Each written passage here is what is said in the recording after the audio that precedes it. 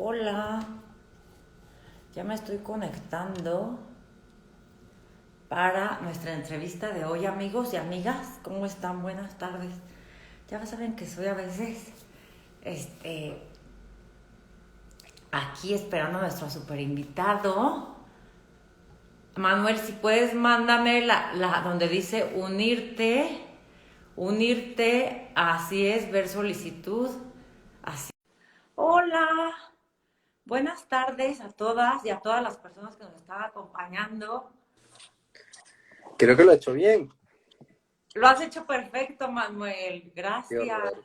Qué nervio. Llevo un rato aquí toqueteando el iPad, no puedo. Es horrible. A mí En también fin, así me pasa en Instagram, no te preocupes. seguro que no. No, no, qué horror. Pero bueno, ya está. Vamos a inventar una palabra que se llame tecnofobia o Instagramfobia o Facebookfobia o algo así. O entrevistafobia, no sé cómo le vamos a llamar. Tengo que buscar porque es Es, horrible. Cada vez que me deciden hacer una entrevista con Instagram me echo a temblar, me salen escarpias. a mí también. Qué horror. ¿Qué dices? Si te lo haces muy bien. Siempre estás entrevistando a un montón de gente. Ah, Pero bueno, no, pero en Instagram no, por eso dije, hoy sí voy a consentir a mis seguidores de Instagram a cerrar con broche de oro contigo. pues Y bueno, nada. les quiero platicar de Manuel Hernández, pues es psicólogo, biólogo y es especialista en emociones, apego, todo lo que es la neurobiología de las emociones, el apego, el trauma. Y bueno, por eso el día de hoy me da mucho gusto recibirlo desde Sí, muchas Málaga. gracias. Sí, muy bien. Gran amigo y maestro, porque he aprendido muchísimo de él, cómo funciona el cerebro, cómo nos afecta eh, Mm. las heridas en la infancia y en la adolescencia. Y de verdad muchas personas creo que desconocen el impacto que tiene en la vida adulta, en la funcionalidad diaria. Y es un tema apasionante, pero desgraciadamente el trauma, la palabra trauma la minimizamos. Al menos yo mucho tiempo la usé como adjetivo calificativo, de, ¿Sabes ay, qué? estoy Bueno, traumada o así. ¿sabes? Bueno, ya nos interrumpimos. Como somos amigos, pues aquí nos interrumpimos el uno al otro. Dices, déjame a mí de que voy a hablar yo, así nos vamos estorbando. Pero la cosa es que lo que yo he intentado, y estoy muy contento porque poco a poco voy dándole forma, es poder unir todo lo que es la parte de la biología con la parte de la psicopatología. Es decir, esa parte, porque si no, se crearon como dos mundos que no tenían nada que ver, ¿sabes? Como la neurobiología era para los psiquiatras y había que darte medicación, y la psicopatología era como para los psicólogos se tenía que arreglar hablando, ¿no? Entonces, encontrar como nuestra forma de comportarnos, nuestra forma de ser, tiene una base biológica y que en un momento determinado fue algo que funcionó y que ahora ya no nos está haciendo ningún bien, creo que alivia mucho a los pacientes y a los terapeutas nos ayuda a ayudar.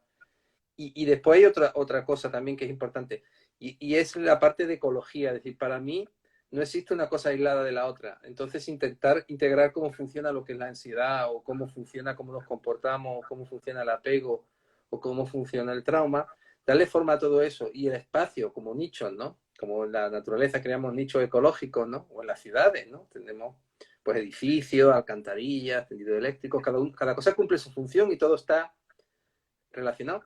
Pues esto es lo que estoy intentando hacer con el modelo. Y el problema aquí en la palabra trauma es que se ha asociado durante muchísimo tiempo a algo que me ha ocurrido recientemente. Y entonces, si te ocurría la muerte de tu papá, o un abuso sexual en la infancia, o tuviste una sensación de soledad enorme cuando eras pequeño, como eso había ocurrido hace mucho tiempo, se pensaba que no tenía influencia en lo que estaba ocurriendo ahora. Yo tengo un paciente que fue abusado sexualmente, su madre se suicidó, ataques de pánico, y el psiquiatra le dice, bueno, pero eso hace mucho tiempo, no sé por qué te molesta todavía ahora, ¿no? Claro, entonces el concepto de poder entender que cosas que ocurrieron hace mucho tiempo nos pueden seguir influyendo en el día a día ahora, esto tiene una importancia vital, ¿no? A la hora de poder abordar el trauma. Y después darnos cuenta de la importancia que tiene poder regular a nuestros hijos, porque claro, esto que estamos haciendo ahora son los cimientos de lo que va a ser el edificio que vamos a construir el día de mañana, ¿no? Entonces, si los cimientos no están bien, claro, el edificio no va a crecer fuerte, va a dar problemas, ¿no? Y ya te dejo hablar. No, tú eres el invitado y yo lo hablo desde mi experiencia, que nunca Hombre, pensé que a esta edad me estuvieran afectando tantas cosas que viví de niña y en la adolescencia y que no me han permitido ser funcional, tú lo sabes, en las relaciones de pareja. Entonces, yo pienso que todo eso tiene mucho que ver y por eso la palabra trauma me gustaría que dijeras que es herida. Por eso le puse, hasta así le puse a ver si así funcionaba más como llamar la atención el título de la charla, que es las consecuencias de las heridas en la infancia y en la adolescencia. Pero al día de hoy el ser humano creo que no nos concientizamos del impacto que tiene. Bueno, ¿sabes qué ocurre? Bueno, mi último libro, del que, bueno, también quería, me dijiste que habláramos de él, que sé que a Sudamérica no ha llegado y que mucha gente me está preguntando y de verdad estoy contentísimo. Estamos intentando encontrar gente que los pueda imprimir allí en los mismos países para poder reducir los costes de envío, porque sale mucho más caro enviar el libro que lo que vale el libro. Pero se llama apego, disociación y trauma, ¿no? Porque es tan importante darse cuenta de cómo cuando no vivimos con seguridad, el sistema se sobrecarga, tiene que hacer un sobreesfuerzo para poder estar bien. Y esto es el trauma. Claro, todos tenemos trauma. Trauma significa herido en griego. Y yo siempre digo a todos, mirad, un trauma es una herida que está sangrando, ¿sabes? Una cicatriz es algo que ocurrió, que yo veo que está ahí, que sé que sigue estando ahí porque sé que lo viví, pero ya no me hace daño. Entonces, la idea es conseguir que cada uno con lo que hayamos vivido, bueno, malo, regular, podamos ser la mejor versión de nosotros mismos. En tu caso, tú que has hablado, una persona tan encantadora, tan atractiva, tan inteligente, con ese miedo a tener relaciones. Claro, cualquiera que te vea desde fuera dirá, pero esta mujer está mintiendo o está fingiendo. Yo sé que es cierto. Pero esa es tu herida primigenia. No puedo confiar en nadie porque creo que me pueden hacer daño, con lo cual cuando me acerco tengo que protegerme. Al que está fuera no entiende que te pueda pasar esto y el que está dentro lo sufre de una manera terrible sin saber por qué le está pasando. Se siente defectuoso, se siente que no tiene control de su vida o se siente diferente a los demás, ¿no?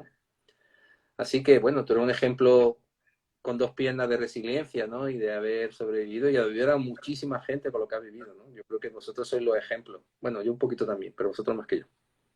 Gracias. Y a mí me gustaría, Manuel, como las personas que nos están viendo por primera vez, cómo explicar, ¿no? Y me encanta que hablemos de tu libro, obviamente. Estoy feliz porque también este tema, en este live vamos a hablar de lo que era, de lo que es tu tercer libro ya, Mm. de apego, trauma y disociación. Y precisamente por eso le puse así al tema, porque me gustaría que explicaras tú como psicólogo y biólogo, ¿no? ¿Cómo aprendemos a ser humanos con la parte frontal?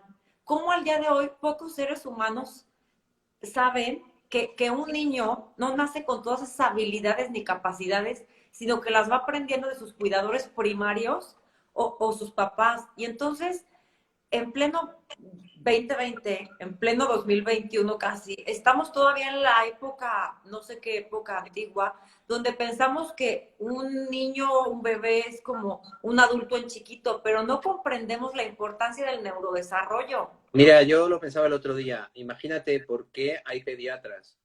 Es decir, antes había médicos y los niños iban al mismo médico que iban los adultos. Y hubo un momento que la ciencia, el sistema se dio cuenta de que hacían falta médicos especialistas en niños porque tenían enfermedades distintas y problemas distintos que los adultos, completamente distintos. Incluso sabemos que las personas ancianas necesitan unos profesionales médicos adaptados a ellos porque tienen otras enfermedades distintas que las que tienen los niños y los que tienen las personas de 30 años, ¿no? Entonces, claro, nadie se preocupa de que un adulto no crezca, porque sabemos que los adultos no pueden crecer, pero todos estamos preocupados de que el niño tenga la altura o el peso o coma. Entonces, lo que no podemos esperar es que un niño que no tenga las características adecuadas a nivel psicológico se desarrolle de una forma sana, igual que no podemos esperar que un niño que no come tiene raquitismo, y eso lo entiende todo el mundo, pero si no le alimentamos de forma emocional adecuada, pues se va a dar problemas también a nivel de desarrollo cerebral. Pero no solo de conductas de personalidad o de impulsividad, sino que se va a ver que si se le hacen fotos a esos cerebros, resonancias magnéticas, se va a ver que el cerebro de esos niños es diferente. Un órgano como la amígdala, que está relacionado con la impulsividad, va a estar más agrandada que otro. Con lo cual ese niño cuando tenga problemas, le va a costar mucho trabajo poder regularse, porque la zona frontal, como tú bien dices, no ha podido madurar. La zona emocional de la impulsividad está hiperdesarrollada y la zona que tiene que producir valoraciones de si esto es bueno o es malo no existe. Con lo cual, cuando hay un miedo, salgo corriendo o me echo a temblar o me quedo paralizado porque no hay nada ahí que regule eso. La base de la autorregulación, la capacidad de poder regularnos, se aprende regulándonos con nuestros cuidadores. Es que, vamos, no sé. Es de sentido común, ¿verdad? Pues sí, como tú dices, todavía muchas veces no se sabe o no se quiere ver, ¿no? Y lo peor para un niño es vivir con miedo. Porque si un niño vive con miedo, pone mucha energía en sobrevivir, no puede poner esa energía en vivir. Y ese miedo lo pueden producir unos padres violentos, unos padres que discuten entre ellos, unos padres que están sobreprotegiendo al niño. Cualquier tipo de situación de este tipo produce en el niño una sensación de alerta que le impide desarrollar sus funciones normales.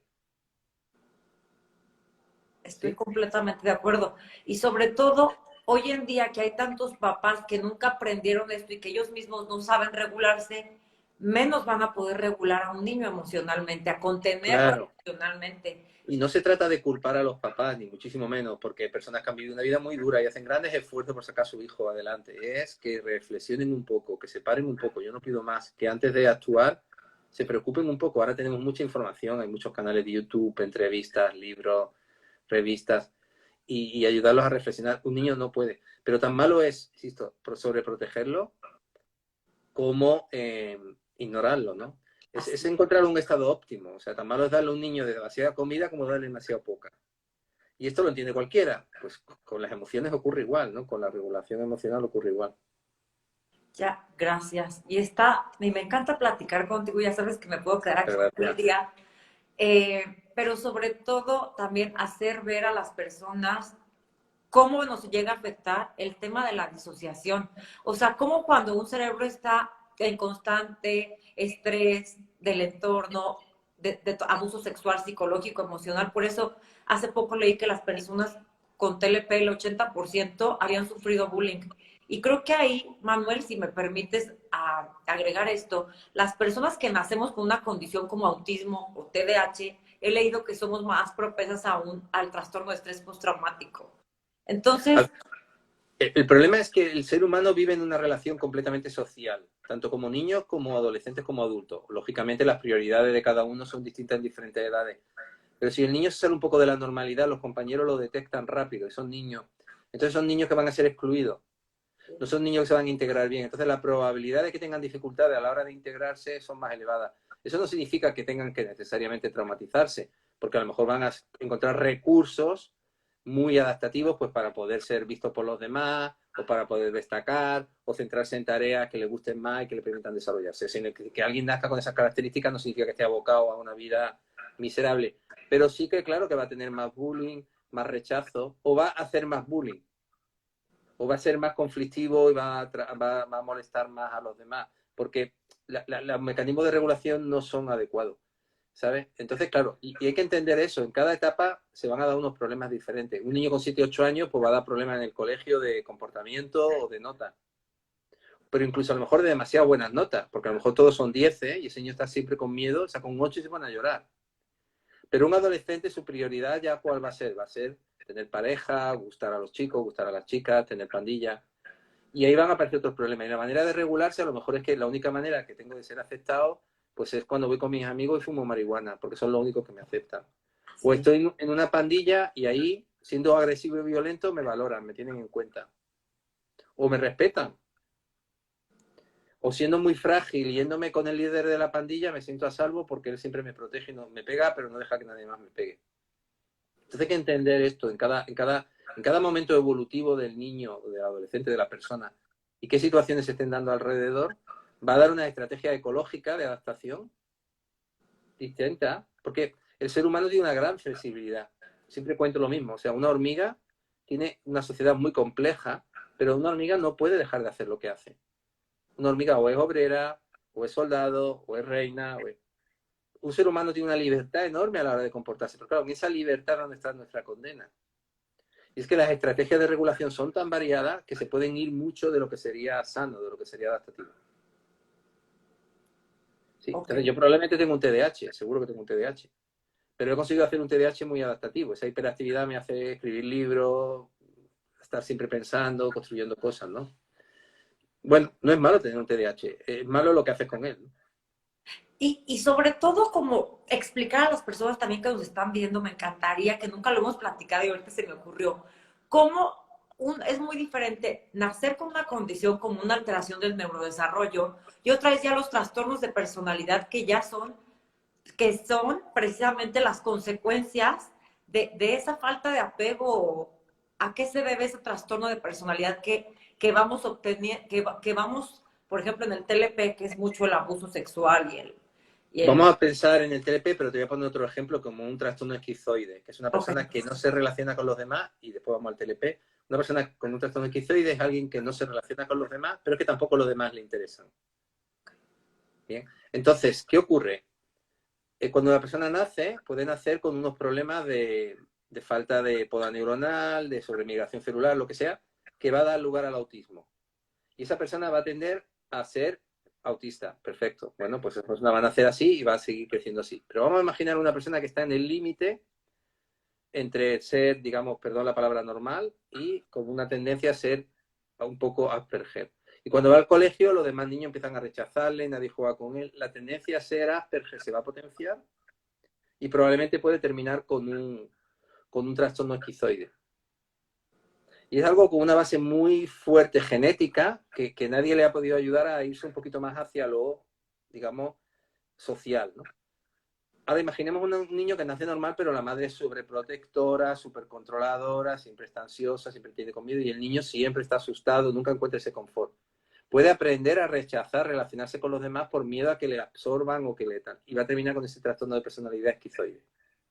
Es decir, que podemos llegar a un trastorno de personalidad esquizoide, bien, porque nacemos con unas características genéticas determinadas, o podemos llegar porque el ambiente nos ha llevado ahí.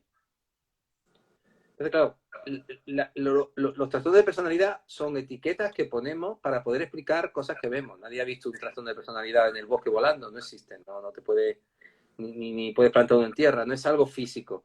Son descriptores que utilizamos para poder describir comportamiento de las personas y le llamamos trastorno de personalidad. Pero hay que entender qué base tiene eso. Si es un mecanismo adaptativo para poder regularse con sus figuras de apego, o es un trastorno genético, porque del parto hubo sufrimiento fetal, hubo anoxia y salió así. Pero algunos están un poco en la línea y la familia va a terminar de empujarlo, digamos, hacia ese trastorno de personalidad que es adaptativo. Y el trastorno límite de personalidad, que por ejemplo es todo lo contrario del esquizoide, aunque a veces puede ser un poco a veces esquizoide, lo que van a hacer es muy impulsivo. Son personas, generalmente mujeres, muy impulsivas, que no pueden tener control sobre los impulsos y siempre tienen miedo a quedarse sola o a ser abandonada. ¿De dónde viene esto? Viene de un sistema en el cual, como te decía antes, la parte frontal, que es la que regula la impulsividad, no existe. Y entonces son personas que están al albur de sus emociones. Entonces, cuando sienten ansiedad, sienten muchísima ansiedad, se desregulan muchísimo, sufren muchísimo y buscan soluciones a corto plazo, la que sea, por dejar de sentir ese malestar tan intenso. Y ese TLP puede venir, como tú bien dices, por un abuso sexual, porque el sexo es demasiado intenso para un niño, no está preparado para vivir eso. Puede vivir por unos padres que lo dejen abandonado, que nunca lo regulen. Puede venir por una exigencia excesiva que rompa la capacidad del niño de regulación. Por ejemplo, siempre son las notas, las notas, las notas, las notas. Llega un momento que el niño no consigue esas notas y empieza a romperse. Puede ser por muchos motivos, pero en todos los casos es como un barco que tiene el motor roto y va al pairo. No puede regularse y está siempre que el viento o las corrientes lo van llevando de un sitio a otro, porque no tiene capacidad de poder manejar eso. aquí nos preguntan, ¿y el trastorno evitativo? El trastorno evitativo es una persona que quiere relacionarse con los demás, no lo hace igual que el esquizoide, pero el evitativo quiere hacerlo, pero no sabe cómo. La base del evitativo es la vergüenza. O sea, le gustaría relacionarse, pero le da miedo hacerlo por miedo a ser rechazado, miedo a... Sí. Entonces ese miedo, igual que el miedo a los perros o el miedo a la altura, lo paraliza. Y, insisto, paradójicamente, al no poder enfrentarse a la situación, cada vez le tiene más miedo a eso. Por eso digo que ayudar a un niño pequeño, a un niño con 8 o 9 años es fácil. Ayudar a un niño de 16 es más difícil. Ayudar a una persona de 50 es muy difícil. Porque las estructuras neurobiológicas ya están más cerradas, son más... Y tenemos que entender entender por qué ese niño tiene miedo a relacionarse con los demás. No surge espontáneamente a los 12 años, de pronto surge, pum, tengo miedo a tener pareja o tengo miedo a estar con los demás. Eso viene de algún sitio. ¿Y dónde viene eso? Pues viene de una sensación de rechazo en la infancia, de una sensación de no ser válido, que se acentúa en la adolescencia y que tiene un registro neurobiológico a nivel neuronal. Y esto le llamamos trastorno de personalidad. Bueno, pues sí, es una manera inadecuada de relacionarte con el mundo, pero fue la manera más adecuada que encontró en su momento. Claro, claro, y leo mucho y lo vivo como muchas personas que tenemos, que nacimos también con estos trastornos de aprendizaje, ¿no? Muy, muy frecuentes en el TDAH o en el autismo. Los trastornos en la escuela para muchos fue un martirio. Entonces fuimos humillados, bulleados, rechazados, y todo eso afectó nuestra autoestima y nuestro autoconcepto. Entonces, por eso siempre digo, el cimiento, las bases de un adulto están en la infancia y en la adolescencia. Y creo que poco hablamos del impacto que tiene la adolescencia, como tú lo decías hace rato, porque es donde encontramos como nuestra identidad, con quién identificarnos, con quién hacer un Mm, grupo. sí. Platícanos de la adolescencia, la importancia. Una cosa es que tú has comentado antes que son las neurociencias más cognitivas, que son relacionadas con el TDAH, con el rendimiento escolar, con funciones ejecutivas, pero no olvidemos las emociones. Si un niño y sus papás se están divorciando, ese impacto emocional que tiene tan fuerte va a impedir que pueda estudiar. Y a lo mejor lo van a llevar al colegio y lo van a diagnosticar de TDAH. Y entonces vamos a preguntar qué está pasando en casa. Muchos niños son TDAH de nacimiento, porque nacen con problemas, con dislexia o con problemas para poder leer o estudiar o concentrarse. Pero muchos son adaptativos a lo que están viviendo en su vida. Por eso no podemos separar lo que es la ciencia neurocognitiva de lo que es las emociones, la regulación emocional. Son dos siameses, ¿no? Digamos que siempre son diferentes, pero siempre están juntos.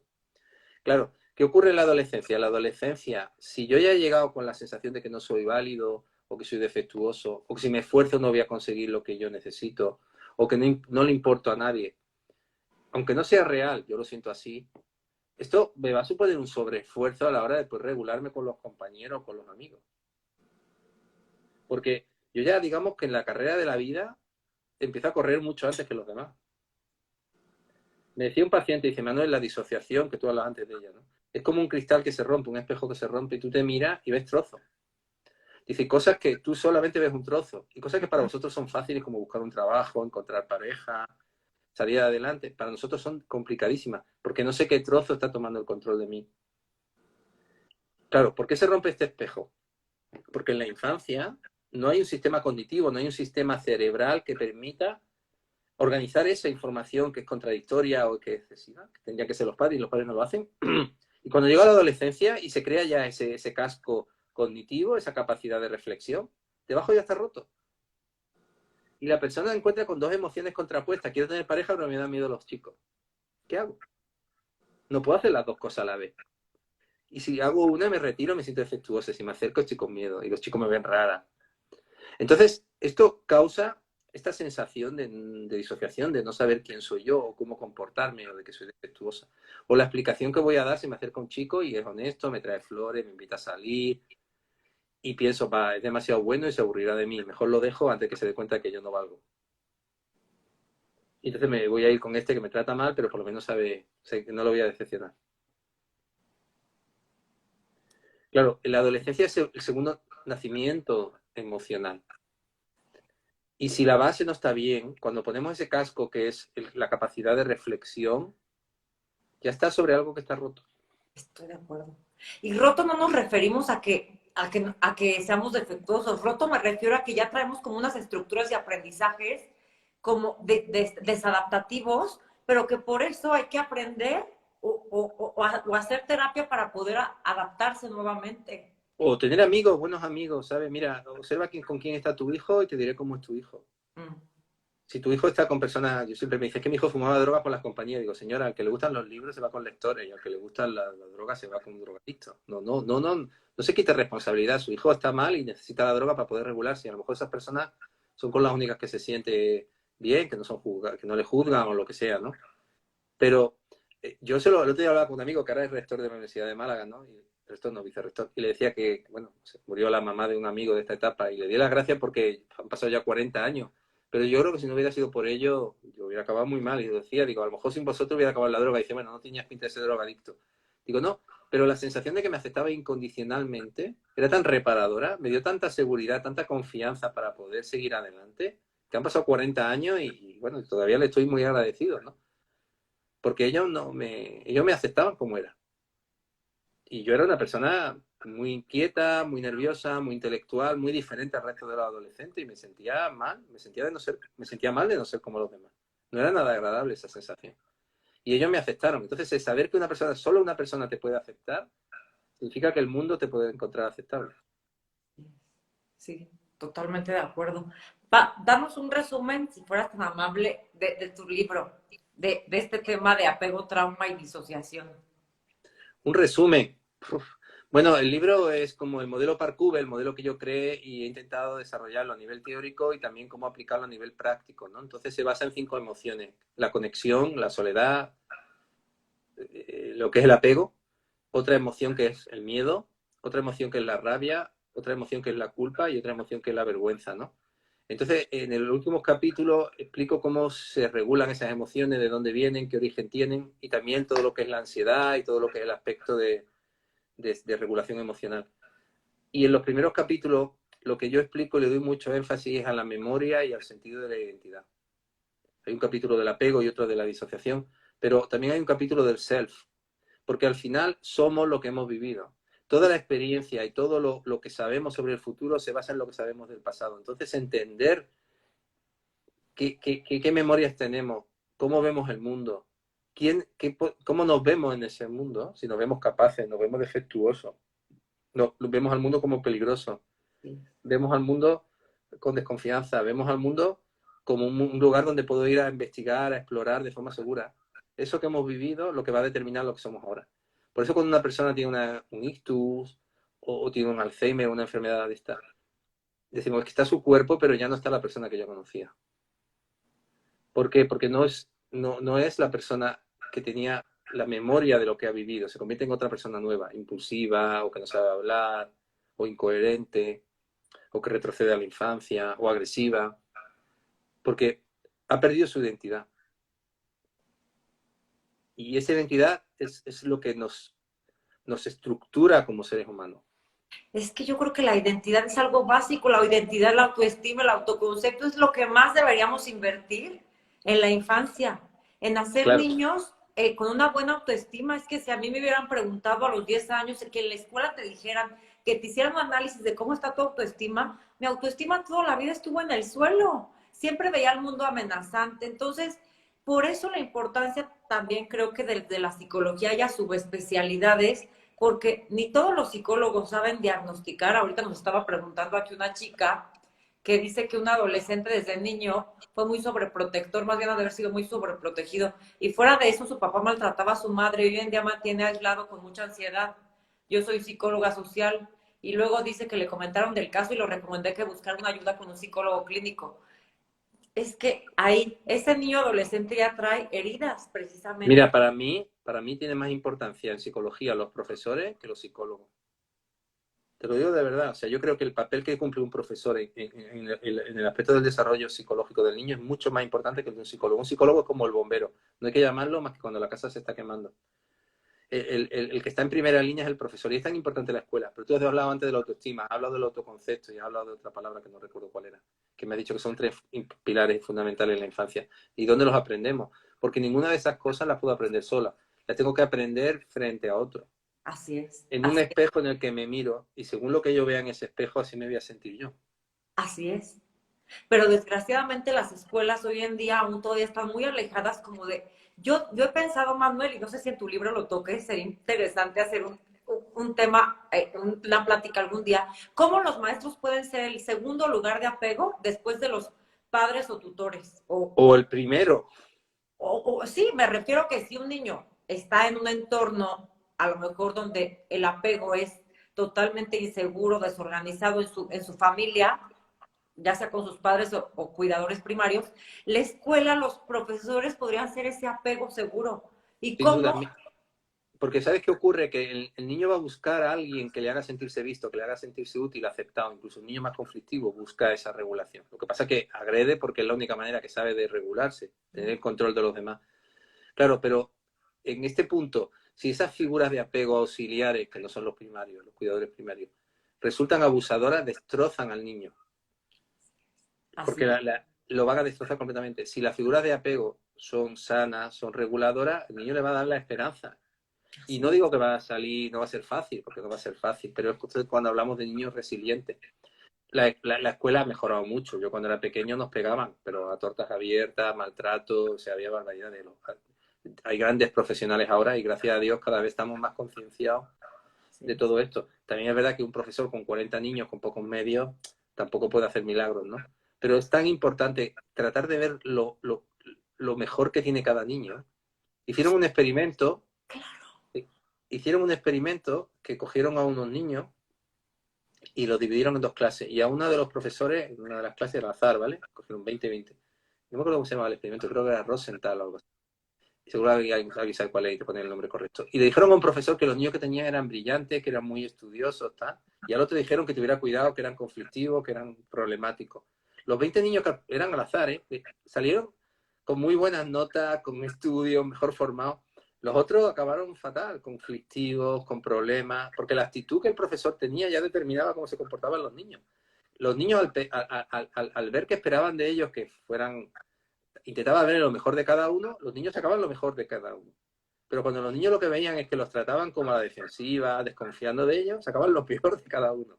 Totalmente de acuerdo contigo, totalmente de acuerdo. Y precisamente ahorita aquí mi querida amiga Jamie Ortiz dice sí, como los docentes pueden ser un buen vínculo de apego. Ahí es que es tan importante, por eso digo, vamos creciendo el cerebro, el cerebro, la mente, yo lo he visto como si fuera una esfera de cristal. Y entonces cada abuso, cada palabra, cada humillación te va a ir fracturando más, ¿no? Como esa función en la vida diaria y Verás, esa identidad. bueno, dos matices, una cosa es el cerebro y otra cosa es la mente. El cerebro es lo que vemos en un TAC y la mente es cómo vivimos la realidad. Para la misma, verás, tú le haces dos resonancias magnéticas a dos personas y las ves normales, pero una le tiene miedo a los perros y la otra le encantan. Los dos cerebros son idénticos, bueno, al menos aparentemente, pero después cada uno lo vive de una manera distinta. Entonces hay que distinguir bien lo que es el cerebro, lo que es mente. Pero no es tan importante siempre y cuando no se produzca de una forma excesiva, porque si no vamos a caer en el miedo a tenerle miedo a los niños o a la sobreprotección. Lo importante no es tanto el daño que se hace, si no es un daño muy grave, claramente, es cómo reparamos. Y esto es lo que da confianza en que va a haber conflictos, pero vamos a repararlos, vamos a poder sobrevivir a ellos, voy a poder ser fuerte y capaz de superarlo. Porque si no caemos en la sobreprotección, Claro, claro. caemos en un niño que no explora y que entonces no tiene autoestima, porque nunca se le ha dado los recursos para poder explorar, para poder valerse por sí mismo, para poder salir al mundo. Entonces lo importante no es eh, que también lo que hacemos, sino cómo reparamos lo que hacemos. Así es. Y precisamente aquí nos pregunta Psicodelicias, ¿cuáles serían las nociones básicas que según su opinión hay que trasladar a las personas que son figuras referentes de apego, profesores o educadores en viviendas Pues, o casas? sin ninguna duda que intenten entender cómo ve el mundo ese niño. Si a un niño de un añito le pedimos que no se haga caca encima y se hace caca encima, no le podemos hacer responsable de haberse hecho caca encima.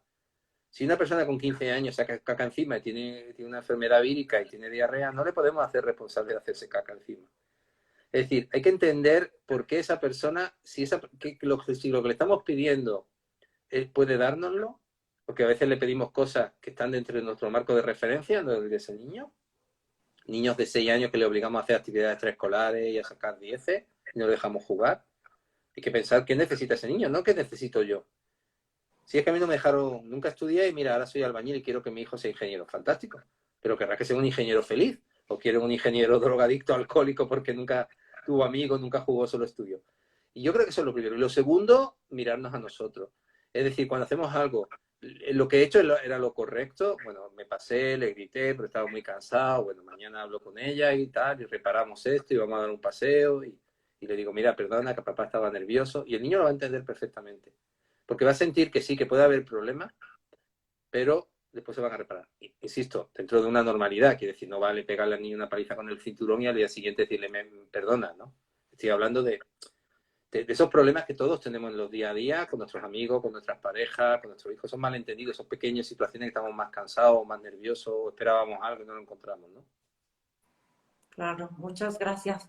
Manuel, de tu larga lista de pacientes que tienes, ¿cuántas personas llegan como con esta parte disociativa o de miedo, ¿cuántas personas tuvieron, o sea, su referente es la infancia? Platícanos tú como psicólogo. A ver, hay que tener cuidado porque si un paciente viene con un problema, por ejemplo, yo qué sé, pues tiene fobia a los perros o tiene un problema en el trabajo y nos vamos a la infancia, podemos empantanarnos en una terapia de 3 años y no es lo que la persona quiere. Para mí es muy importante la demanda. Es decir, ¿qué es lo que el paciente quiere trabajar? Porque si la demanda es algo puntual, yo tengo que ser respetuoso con esa demanda y a lo mejor hace falta 3, 4 sesiones. Claro, a veces las demandas son irreales, ¿no? Como, quítame la ansiedad y tuve abuso sexual en la infancia. Mira, o trabajamos los abusos, no te voy a poder quitar eso. Pero es que ser muy respetuoso, porque si no caemos en el efecto trauma, que significa estar todo el día en terapia buscando trauma, y no se trata de eso. Se trata yo siempre digo que todo lo que trabajamos en el pasado es para estar mejor en el presente. Entonces, claro que todos tenemos traumas, pero tenemos que ver bien hasta qué punto esos traumas están influyendo en el problema que tengo ahora.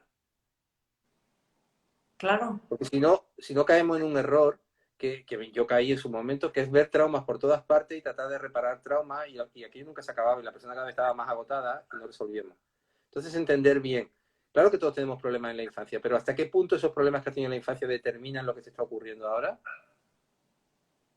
¿Sí? Porque a lo mejor tu problema es que tienes una crisis, pues, yo qué sé, porque quieres comprar una casa y tu marido quiere un chalet y tú quieres un piso.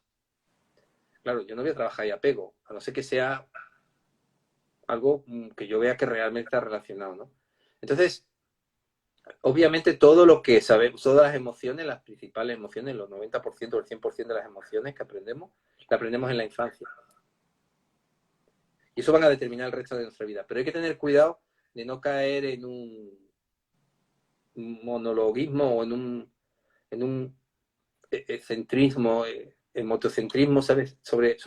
O apegocentrismo, como queramos llamarlo, sobre la infancia, porque si no, es muy peligroso. Esto le pasa al psicoanálisis, por ejemplo. El psicoanálisis trabaja mucho la infancia, pero puede tirarte 5 años haciendo terapia y acabar en la mitad de ninguna parte, ¿no? Así es, tremendo. Eh, ¿Qué más nos quieres platicar? Es que sabes que Bueno, no sé ver la hora y no sé cuánto tiempo llevemos y yo solo sé que se corta la hora y ya no sé ni cuánto tiempo llevamos. mira, son las 36, así que Ah, yo creo que nos quedarán mis 10 minutos. está bien. Bueno, que tan malo es centrarse solo en el presente, como hacen algunos modelos terapéuticos, de lo único importante es lo que está ocurriendo ahora y el pasado no tiene importancia, como dije al principio, y tan malo es irse a la infancia y tirarse 6 años hablando de la infancia sin resolver lo que me está pasando ahora. Entonces, hay que encontrar, bueno, lo que decía una amiga, sentido común, que es la asignatura que tendría que darnos todo el año en la carrera. Es decir, porque si no caeríamos en un polo, salimos de un polo y nos metemos en otro. O enfocarlo todo en neurobiología, ¿no? Porque podemos caer en un modelo médico, ¿no? En el cual solo todo se tendría que arreglar con medicación. Y sabemos que no es así. Entonces, encontrar un equilibrio entre todo esto. A ver, lo digo porque yo soy experto en apego. Y obviamente el apego condiciona nuestra personalidad. Pero cuidado con llevarlo todo al apego. No todo en terapia tiene que llevarse al apego. Excelente, Bueno, excelente. siempre te hago ver. Es que siempre aprendo de ti, por eso te digo que eres un gran maestro. Y, Muchas y, gracias. y, por ejemplo, esta parte donde las personas traumatizadas, el cuerpo es como nuestra parte más, como más insegura. O sea, como que aprendimos, no aprendimos, como que nuestra identidad se difuminó entre los que nos veían afuera, ¿no? Y cómo nos veíamos a nosotros mismos y cómo perdimos como nuestro sentido de vernos a nosotros mismos y por eso nos cuesta vernos como si nos viéramos distorsionados. Bueno, mira, está por ahí Machi. Un beso a Machi que me está saludando. Que es de México. Creo que de Ah, Mérida, no recuerdo mal, sí.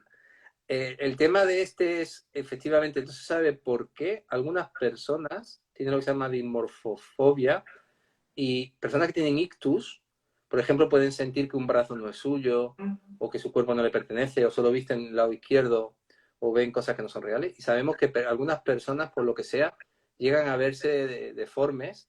Por ejemplo, las anoréxicas realmente se ven gordas a eso iba. cuando están muy delgadas, o personas que son muy atractivas se pueden llegar a ver muy feas. Puede ser por el tema de una especie de sugestión o algún tipo de... Se cree que el no comer, por ejemplo, la anoréxica les produciría estos cambios a nivel de percepción, pero no se sabe bien. Puede que sea una suma de cosas, ¿no? Puede ser que sea el hecho de que yo siempre me han hecho sentir fea y entonces cuando me veo fea, que puede ocurrir. o puede ser también que haya esos daños a la hora de no alimentarse bien, que produzcan esos cambios en la forma en que se ve el cuerpo. En fin, no se sabe. Pero lo curioso sí que es que personas que han tenido traumas psicológicos tienen síntomas muy parecidos a personas que tienen problemas neurológicos. Cuando hablo de problemas neurológicos hablo de ictus o infartos cerebrales o neurisma. Sí.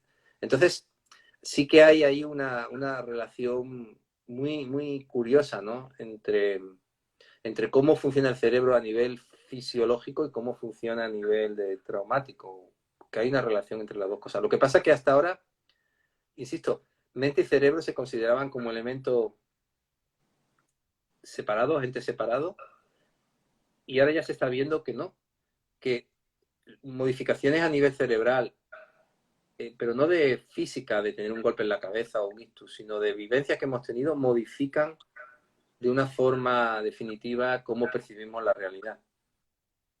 Sí, y bueno, y también eso. Y después respecto al cuerpo también, pensaba que me iba a preguntar por el tema de la ansiedad, porque es otro error que siempre ha habido en la psicología, que ha sido cómo cerebro y cuerpo son una sola cosa, emoción y sensación son una sola cosa. Y entonces yo puedo tener una sensación desagradable viéndome en el espejo y puedo sentir rechazo hacia eso que veo en el espejo. Entonces decir, es que eres fea o eres feo y por eso te ves mal. Pero primero ha sido la sensación y después ha sido la explicación que yo me doy. Es complejo, es Es bastante complejo. complejo. Y todo eso lo podemos vivir, pero se puede sanar, es a lo que voy, como dar también un mensaje de esperanza, ¿no? Porque para mí siempre la frase más esperanzadora, cuando yo supe, pues todo esto que del trauma complejo y de la disociación, para mí siempre la frase más esperanzadora fue la del padre de la neurociencia, el doctor Santiago Ramón y Cajal, de que todo hombre, si se lo propone, puede ser escultor de su propio cerebro. Entonces yo decía, ¿cómo sí podemos modificar y esforzarnos por esas conexiones neuronales para tener nuevos comportamientos y conductas con nosotros mismos y con los demás? Bueno, solo hay una manera de superar un miedo, que es enfrentándote a él. Siempre te digo lo mismo. Entonces, claro, el problema que podemos tener es que si alguien no se cura, es que no se esfuerza lo suficiente. Entonces, vuelvo a lo mismo. Yo no voy aquí a rebatir a Ramón y Cajal, pero el sentido común tiene que estar ahí. Porque a Dios, por mucho que te pida que te gusten las mujeres, me va a decir, Manolo, muy bien, pero a mí me gustan los hombres, que es algo que yo siento, ¿no? Entonces, yo creo que la terapia es ser la mejor versión de nosotros mismos. Creo que se supera, sí, pero no se supera igual que se supera el que te rompas una pierna y eso se suelda, ¿sabes? Sino que se supera en el sentido de que yo sé que eso forma parte de mí, pero soy capaz de vivir con eso y ser muy funcional. Sé que puedo pedirme lo que necesito. Tengo una chica ahora, una paciente, y el otro día me comentaba que había conseguido hacer una charla de 2 minutos, que la gente aplaudía, el profesor le dijo, mira, todo el mundo lo ha hecho muy bien, pero es que tú lo has hecho magistral. Y me decía ella que no quería salir, que no quería salir, y dije, mira, vamos a prepararla juntos, tal. Claro, el poder hacer esos pequeños 2 minutos, que para otra persona puede resultar banal, para ella es como subir el Everest sin oxígeno. Y que la prepara para que la próxima vez sea de 10 minutos o pueda ser actriz en un teatro de barrio. Entonces, es pedirle a cada persona cuál es tu tope, cuál es tu límite. Pues venga, vamos a intentar llevar ese tope, ese límite un poquito más allá para que tengas más calidad de vida. Así es. No, lo veo claramente yo aquí en los lives. Yo siempre al principio, si me ven, yo creo que en los videos de hace un año, siempre me estaba súper nerviosa, me ponía, o sea, miles de ideas de ser rechazada. Y ahorita como que ya estoy más tranquila, ya entrevisto con más fluidez. Sí me explico como que le tengo menos miedo a las cámaras. Porque, Claro, pues, por, porque te has y enfrentado a nadie, eso poco a y poco. nadie pensaría que para alguien que es súper común, y yo veo en Instagram la cantidad de personas que hacen unos lives, nadie pensaría el sufrimiento que para muchos es hacer esto. Claro, porque si yo no tengo miedo, me va a costar trabajo entender que el otro pueda tener miedo. Si a mí no me da miedo los perros, me va a costar trabajo entender que a ti te den miedo los perros. Uh -huh. Entonces, claro, esto en la otra persona puede producir mucha sensación de soledad, ¿no? Entonces muchas veces la persona me dice, mira, yo tengo miedo a los perros y quiero curarme, ¿vale? Muy bien. No te voy a ayudar a que trabaje en un sitio, una perrera, nosotros llamamos perrera aquí donde tenemos muchos perros, ¿no? Ni te voy a hacer que cuando veas un perro te vayas corriendo a abrazarlo. Pero por lo menos que puedas tener una calidad de vida mínima en un sitio donde haya perros. Por eso el concepto de sanación tiene que ser adaptado a lo que la persona demanda y a donde pueda llegar. Porque si no corremos el error de que las personas se sienten como defectuosas porque no han conseguido ese estándar que tenían que haberse marcado. Yo quiero ser normal, ¿vale? Pues tráeme a alguien normal que lo metemos en un museo. ¿Qué significa ser normal? No, pues yo quiero, como todo el mundo, poder salir y poder estar ahí tomando copa y no tener miedo de tener que pegarle al que tengo al lado. Bueno, vale, me parece una demanda bastante buena. Vamos poquito a poco, ¿no? Y cuando estés ahí, yo siempre le digo a todos, digo, mira, yo voy, delante de mi consulta tengo una pastelería muy rica, unos dulces muy buenos. Y cada vez que salgo y los vuelo, me da hambre. Porque están ricos, claro, pero sé que no debo comerlos. Entonces yo digo, venga, pues espérate y mañana te comes uno o tal. Esto es la regulación emocional. Yo no puedo dejar de sentir eso. Lo que puedo aprender es cómo manejo eso. Ok. Entonces, si tú me curas el hambre, me haces anoréxico, claro. No es eso tampoco. Es crear algo a lo que yo estoy necesitando. Ok. Bueno, ya casi no sé cuánto tiempo falte, tú que tienes reloj ahí, pero me encantaría como, Creo que 10 minutos. gracias, me encantaría como explicar esta parte que dice el doctor Bessel van der Kolk, como el trauma, la herida, no es más, no es la memoria, es lo que se quedó anclado en nuestro sistema nervioso. ¿Cómo lo explicarías? ¿Cómo lo podríamos explicar de la mejor manera eso? El trauma es una experiencia que ha quedado alojada a mi cerebro a nivel negativo y que tengo miedo de que vuelva a producirse. Y puede ser miedo a los perros, o puede ser tener pareja y que me rechace, o puede ser tener amigos y que me abandonen. Es decir, el trauma es cualquier experiencia que hemos tenido que deja memoria de dolor en nuestro cerebro. Pero ahora, fíjate, te voy a hacer una pregunta, Lisa. Imagínate que un día salgo con mis amigos y pruebo la cocaína y me encanta. No hay ningún trauma. Pero al día siguiente vuelvo a tomar cocaína y me vuelve a encantar y no hay ningún trauma. Y cuando salgo 6 veces soy adicto a la cocaína y tengo una patología bastante severa. ¿Dónde está el trauma? Claro, esto es muy placentero. Entonces no es un trauma. ¿Por qué la persona necesita tomar cocaína sabiendo que arruina a su familia? Porque esas sensaciones de bienestar están basadas en evitar algo que resultó traumático. Ok, Entonces, no es solo lo que yo evito, o es cómo lo evito. así Es decir, no es solo la experiencia que he tenido negativa, es que, cómo vivo con eso que he vivido. Porque yo puedo, y lo explico en mi último libro, cuando hablo del miedo, digo, mira, podemos evitar el miedo de dos maneras, lo que se llama como un refuerzo positivo, me voy de donde está el perro, o lo puedo vivir como un refuerzo negativo. Me emborracho y cuando veo al perro me da igual. adicción, por eso muchas personas con adicciones, alcoholismo, todo esto es porque de fondo hay un problema emocional no resuelto. Claro, porque una persona sana puede tomar algo en un momento determinado. Yo nunca he probado la cocaína, pero a lo mejor puede ir de fiesta y tomarse una raya y no pasa nada. Pero cuando yo tengo que tomarme algo para poder sentirme bien, ya estamos hablando de adicción. Porque ya es algo que me hace daño y yo no soy capaz de dejar de hacerlo. Imagínate que mañana voy al médico y me dice el médico que tengo un poco de diabetes y que me quite el azúcar. Pues obviamente me gusta comer con dulces, pero bueno, me la quitaré y ya está. Al principio me costará más, pero llegará un momento que podré vivir sin el azúcar. Porque le doy prioridad a mi salud al placer que me pueda generar el azúcar. Una persona adictiva no puede hacer eso. ¿Pero por qué? Porque de algún modo eso ya termina cubriendo una carencia o termina evitando algo que está ahí. Entonces, el trauma no es solamente lo que evito, es también qué hago para evitarlo. Así ¿Me es, explico? sí, totalmente.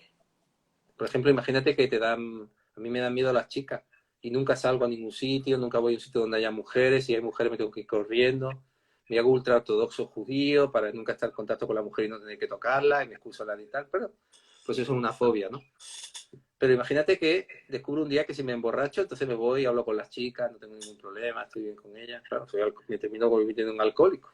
Claro, O claro, vuelvo loco a la chica, ¿no? Porque por el día no quiero verla, pero solo la quiero ver por la noche cuando estoy borracho. La chica no va a entender nada, va a decir, este hombre, ¿por qué me hace esto, no?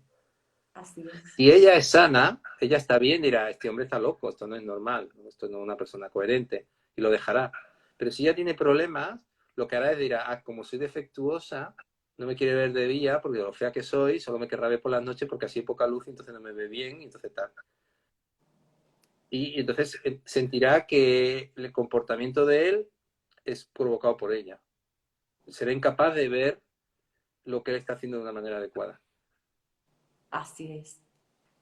qué importante, yo creo que para finalizar, la importancia del amor es que el hombre está hecho precisamente para amar y ser amado. Y cómo desde la infancia ese amor o desamor que tuvimos nos lleva a ser o más funcionales o menos funcionales. ¿Cómo cerraríamos con esta parte donde tú trabajas mucho con Álvaro Payamares de la crianza positiva y del apego seguro? ¿Qué tips les darías a las personas que nos están viendo? Que vean al niño con la edad que tiene, que vean al adolescente que vea la edad que tiene, que vean a su pareja con las necesidades que su pareja tiene, que vean a su papá con las necesidades que sus papás tienen. Muy bien, me Que encanta. encuentren un equilibrio entre lo que necesita el otro y lo que necesito yo. Claro, y atender las necesidades. Y sobre todo esta parte de la no violencia, ni psicológica, ni por años estas generaciones de repetir violencia física, eso no va a solucionar nada. Al Bueno, contrario. nosotros, yo te digo, en mi colegio pegaban, ¿eh? A mí solo me pegó una vez el profesor con 14 años, con la mano abierta, pero pegaba y pegaba mucho, incluso una persona de pegarle un guantazo y romperle el oído de la torta. Esto en España, gracias a Dios, en Europa se ha desterrado. Si ahora mismo un padre usa la violencia, llegan servicios sociales, llegan a quitarle la custodia. Incluso hay casos de tal. O sea, eso en Europa se ha erradicado, gracias a Dios. Sé que en Sudamérica pues sigue siendo algo todavía frecuente, pero obviamente hay que erradicarlo, ¿no? Eso de que con sangre la letra entra, sabemos que es totalmente mentira. No solo no entra, es que además produce bloqueos a todos los niveles.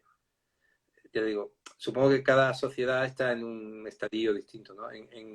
En Europa sigue habiendo violencia, claro, pero si se detecta, está extremadamente perseguida por la justicia, servicios sociales, no se permite bajo ningún concepto. Excelente. ¿Qué más quieres agregar para finalizar? Gracias a todos Nada, los que darte nos las están gracias viendo. como siempre y a ver si el año que viene podemos hacer apego seguro y podemos ir a México y tú puedes venir a España y podemos ir a Uf, comer juntos no sabes y cómo ya pues, extraño viajar. esperemos que saquemos lo bueno de esta etapa, ¿no? Esta conexión que hemos logrado gracias a Internet y gracias a todo esto, que a lo mejor hemos hecho cosas que nunca se nos hubieran ocurrido, ¿no? Hemos ido a conocernos unos a otros. Yo he tenido la oportunidad de que la FAI me invite a dar cursos y estoy haciendo muchos amigos allí, cosas que me hubieran sido imposibles hace poco, ¿no? Pero bueno, ya está. Vamos a empezar a vernos, ¿no? A tomar una cerveza y a disfrutar juntos y a reírnos y no tener miedo, ¿no? De con quién estamos, o cuántos somos, o si estamos en un sitio cerrado o abierto, ¿no? Claro, gracias a Esperemos todos que los que pronto. están. Mira, dice aquí, dice Psicoalimente, dice, me encantó este directo, muchas gracias, compraré su libro. Muchas gracias. Dice Grace, quedará grabado, quiero verlo completo. Manuel siempre ofrece información muy valiosa, me encanta aprenderle, espero un día formarme. Pues así Muchas estamos gracias. todos, amigos, en constante aprendizaje, en constante crecimiento, en constante, yo creo que ser nuestra mejor versión de nosotros mismos nunca es tarde. Yo siempre lo Yo, digo. yo siempre he sido un niño muy inseguro, con mucho miedo. Y estaba con una compañera que le pedí un favor que me ayudara y estuvo un rato y tal. Y de pronto pensé, digo, a ver si no le interesa. Y ella estaba todo el rato, bueno, pero te molesto. Digo, no, no. Pero siempre miedo a no interesar, a lo que voy a contar no le va a gustar a nadie o no es importante, sigue conmigo. Siempre va a estar ahí. Lo que he aprendido es a vivir con él. No, de verdad. Yo sé que la gente me verá y dirá, este hombre es un farsante o es un pedante o que fantasma. No, no, es cierto. Es real. No sabéis el trabajo que me costó sacar mi primer libro. Lo mandé, es que faltaba un capítulo. De ya dije, mira, lo mando porque siempre era darle vuelta. Pero he aprendido a vivir con eso. He aprendido bueno, a aportar lo que puedo aportar. Habrá gente que le guste y gente que no, pero me quedo con lo que le gusta, ¿no? Que gracias a Dios, pues cada vez son más. Pero he aprendido no a desterrarlo, he aprendido a vivir con eso. Yo creo, fíjate que tú como yo, que somos dos personas inseguras, esa seguridad que a nosotros nos da tanto miedo es lo que la gente valora en nosotros. Nos ven cercanos, nos ven, ¿saben? Nos ven accesibles, ¿no? No nos ven distantes, no nos ven altivos, ¿no? Entonces, bueno, yo estoy intentando ser la mejor versión de mí mismo. A ver si lo consigo. Pues así estamos en el mismo camino. Gracias por todos sus comentarios. Siempre deja mucho aprendizaje escuchar a Manuel. Gracias por compartir lo que saben. Grande Manuel, gracias por todos los que nos aportas, que es mucho. También hace rato había uno de gracias por tu generosidad, pero ya no lo alcancé a leer. Y sí, la verdad es que yo siempre agradezco a las personas que nos brindan su tiempo, su experiencia, sus conocimientos para aprender y que todos los Y demás que tú estamos. sigue con este escaparate, Lisa, que lo haces muy bien y estás ayudando a mucha gente, trayendo a muchos profesionales, me consta, y de una forma muy humana, muy cercana, con tus propias experiencias personales. Y es lo que necesitamos, ¿no? No necesitamos un experto que nos cuente, bueno, lo que está en un libro, ¿no? Necesitamos gente que nos haga sentir, que nos haga vivir, que nos haga pues tener esperanza, ¿no? Pues precisamente, y de una vez lo hago en vivo, te voy a invitar a que compartas algo, aunque sea una breve reseña. Quiero escribir un libro porque me doy cuenta que aquí en México, desgraciadamente, el aprender de TDAH todavía no, la gente no comprende las consecuencias de todo esto. Y dije, bueno, pues ahora voy a seguir haciendo lives, pero quiero empezar a escribir mi primer libro, hablando como de mi experiencia, pero Claro, compartiendo con muchos especialistas como tú, que aporten desde su experiencia también, pues, acerca de estos temas, de la claro. importancia del apego. Cuando tú quieras, tú sabes que cuentas conmigo, pero con una persona puede poner su experiencia como profesional y tú debajo el medio capítulo de tu experiencia como persona, cómo eso a ti te ha resonado, cómo lo has vivido, ¿no? Así es, así A es. nadie le ha curado saber cómo funciona la amígdala. A nadie. Lo que no, eso nos ayuda, nos tranquiliza, nos calma, pero lo que nos ayuda es sentir que hay una persona delante que nos entiende y que nos ayuda a poder ser distintos. Y, bueno. Eso es importantísimo porque muchas personas con TDAH y con autismo que estamos siendo diagnosticados ahorita, leyendo ahora las historias de otros, fue como nos dimos cuenta. ¿Sí me Claro, explico? Y entonces claro. por eso creo que debemos de ser un referente hoy más que nunca, pues sí, por todo este mito que hay sobre el TDAH y mitos y también que un día haremos un live sobre el TDAH contra el trastorno de estrés postraumático, que se traslapan los síntomas, pero que sí están las grandes diferencias en los papers y en la evidencia científica. Imagínate que yo te digo a ti, mira, tienes un TDAH y miras los diagnósticos, los 8 puntos, y dices, tienes 7 y te empiezas a llorar. Ay. Y yo te digo, mira, Elisa, yo tuve TDAH y mira, soy profesor, escribo libros, doy cursos y tal. Claro, aquí es completamente distinto. Porque hay que entender, el síntoma es importante, pero hay que ir más allá del síntoma, hay que ir a la persona. Hay que entender cómo esto puedo salir adelante con estas limitaciones, cómo puedo Sí. sentirme bien con esto. Si no, nos perdemos en etiquetas, en diagnósticos.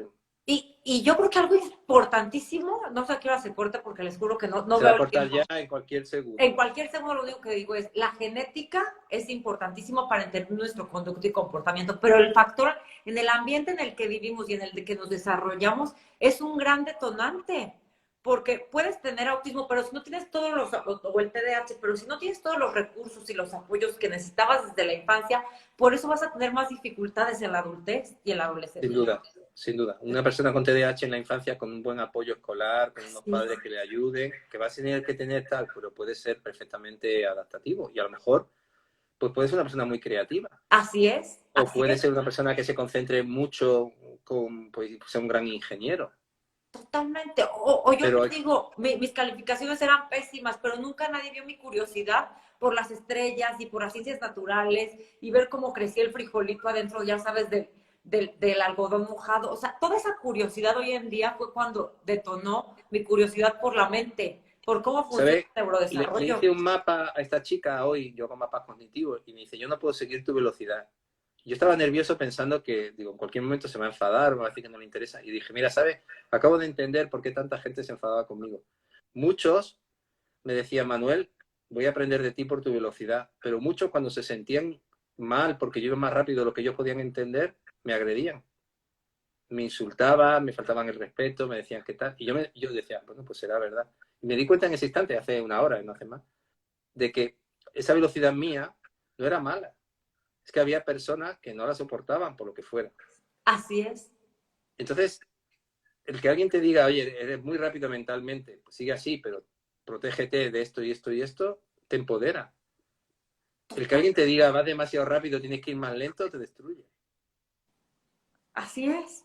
Por eso empoderar a un niño es empoderarlo hacia todo su futuro, es crecer conocimientos básicos. Claro, darle los recursos que sean más atractivos a lo que necesiten. Obviamente no es fácil, ¿no? Con un sistema escolar y demás, pero hay personas que se le da muy bien el dibujo y hay personas que se le da muy bien las matemáticas. Y obviamente todo el mundo tiene que tener algo de expresión gráfica y algo de matemática. Pero si alguien es bueno en matemática, pues a lo mejor puede ser físico. Pero si no es bueno, a lo mejor puede ser historiador Así es, así o puede es. ser profesor de inglés. Pero sacar la mejor versión de cada uno, insisto. Más allá de las etiquetas, que son importantes. Pero si solo nos quedamos con la etiqueta o con el diagnóstico, nos perdemos toda la complejidad del ser humano que está detrás. Claro, porque precisamente yo siempre lo digo que el diagnóstico es la brújula para el impulso, para potenciar. todo. Y por eso yo siempre llamo como a celebrar las diferencias neurológicas con las que nacimos y por eso es celebrar la neurodiversidad, porque como todos podemos aportar algo al mundo, no importa nuestras dificultades, también tenemos fortalezas que a la edad que sea las podemos potenciar. Los esquizofrénicos, antiguamente, eran los chamanes, eran los que se comunicaban con Dios, tenían un papel en la comunidad, que era el papel de comunicarse con Dios, de traer mensajes, y eran aceptados y a su manera estaban integrados en la sociedad. O Van Ahora Gogh, no, ahora los Van Gogh tan encerramos en una creativo habitación. con trastorno Por ejemplo, bipolar. bueno, los grandes artistas, Picasso también tenía una parte psicópata, pero después es verdad que era un genio. O sea, claro, es que si esa capacidad se le da forma, se pueden sacar cosas brillantes. Einstein era un niño con problemas escolares. El profesor le dijo que lo quitaran de estudiar porque no valía. Totalmente, O sea, totalmente. claro, vería mucho más allá que el profesor y que el resto, ¿no? Y ahí cómo influyó la parte de los papás de impulsarlo. Y hoy en día veo muchos papás cansados, hoy en día veo muchos papás sin tolerancia y que digo, pobres niños, Es porque que vivimos en una sociedad muy competitiva, donde tenemos mucho, pero conseguir eso es muy difícil y sobre todo hemos perdido la parte social. O sea, no nos hablamos con nuestros vecinos, no nos hablamos, porque todo es fácil. Yo voy en coche, tengo un supermercado, entonces no necesitamos al vecino, necesitamos al otro al lado para poder sobrevivir, el Estado nos lo suple. Pero claro, eso supone una carencia a nivel familiar y personal importante, sí. Vivimos en cada vez en pisos más grandes, más apartados, y esto produce mucho dolor, mucho daño, mucha soledad. Por eso las ciudades más grandes es donde la gente se siente más sola, paradójicamente. así es, así es. Y la importancia también de como la naturaleza, cómo impacta también el bienestar, ¿no? El no todo ser tecnología, estas adicciones a todo rápido, todo al instante, todo al minuto, cómo nos están afectando. Sin duda. Supongo que encontraremos un equilibrio, ¿no? Entre lo que había antes y lo que hay ahora. No tenemos por qué volver al siglo XVII, pero tampoco creo que lo que estamos viviendo ahora sea bueno, ¿no? Creo que hemos pasado de un extremo al otro. Esperemos que encontremos un equilibrio en todo esto. No sé si se puede, no sé. Quizás la sociedad exija esos péndulos, no lo sé. Bueno, Elisa, hoy me voy a despedir yo porque son las 8 y si no Instagram nos va a echar y va a ser peor. Que Un si no nos abrazo hasta enredamos aquí a Málaga. hablar. El día que Dios Muchísimas mediante nos gracias, nos veremos conozcamos en pronto. persona, uy, te voy a abrazar Sí, así muchísimo. pronto, pronto, muy pronto. Cuando se Sin pueda. los cubrebocas, como decís vosotros, sin las mascarillas. Así es. A ver si Gracias pronto por podemos este estar tiempo y por tu juntos. generosidad y cerramos con broche de oro en Instagram con esta entrevista. Muchísimas gracias. Te Hasta pronto. agradezco como siempre. Gracias a todos y No, a todos los que nos vieron. gracias por dejarme este escaparate.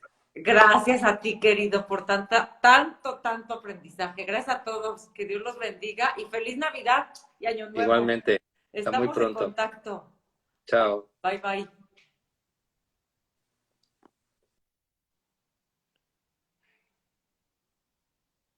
Nunca sé terminar los lives, como se pueden dar cuenta. Espero que les haya gustado. La verdad es que yo siempre aprendo de Manuel muchísimo.